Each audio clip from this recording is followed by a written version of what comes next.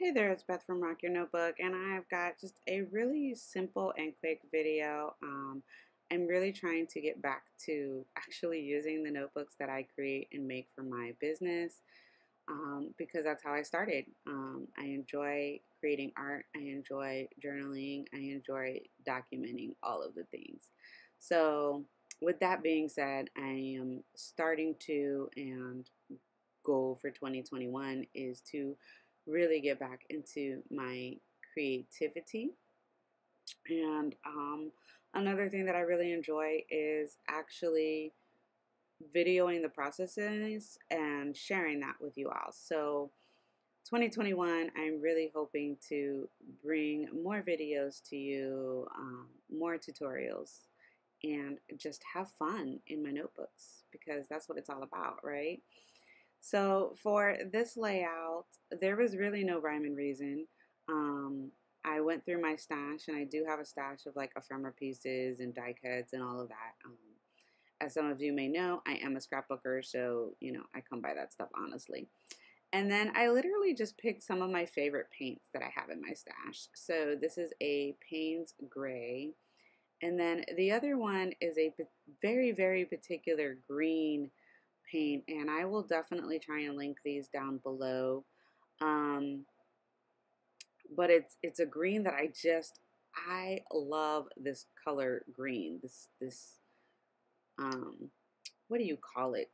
I don't know, but that hue of green, it happens to be one of my favorite greens.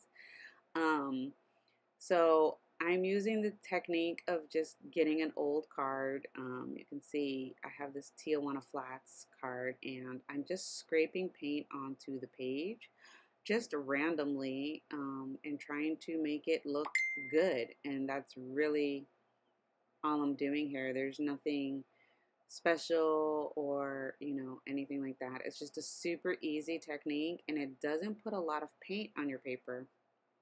So I know you see me drying in between the layers, but I'm literally drying for like not even a full minute because the paint is so thin and it's acrylic paint, it dries very, very quickly. So if you're in a time crunch or you just have a short amount of time, this is a really great way to get creative because the paint doesn't take a long time to dry. So then I'm doing some mark making with the same card and some gesso. And gesso is great for this because it's got a little bit of a thick consistency, but not too thick like a heavy bodied paint. And it's not too thin like, say, a liquid paint. So it's kind of like the perfect consistency for doing some mark making and stuff like that. And don't ask me what I was thinking here because I have no clue. Thank goodness the die cut covered up most of that area. I think I was thinking that, oh, I'll do some journaling there, and I put that white gesso down. And in hindsight, I probably could have wiped it up really quickly with a baby wipe, but I was just like, eh. And the die cut covered it up. So I'm using this new glue.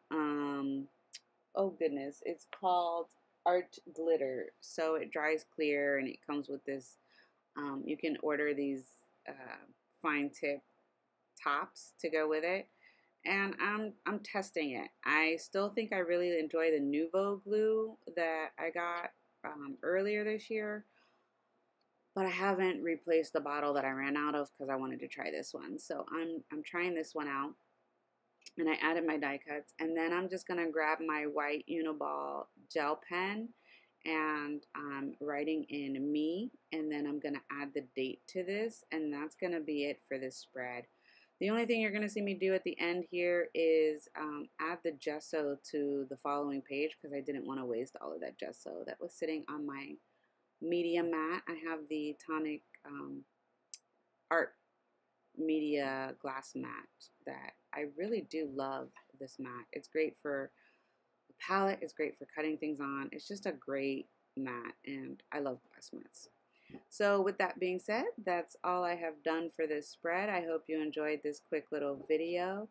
I would love to know what other kinds of videos you would like to see on the channel for 2021. So if you could, please leave me a comment down below and let me know what you would like to see. And you can definitely check out this paper in the shop. Thank you so much for watching and supporting me in 2020, and have an awesome 2021. Bye.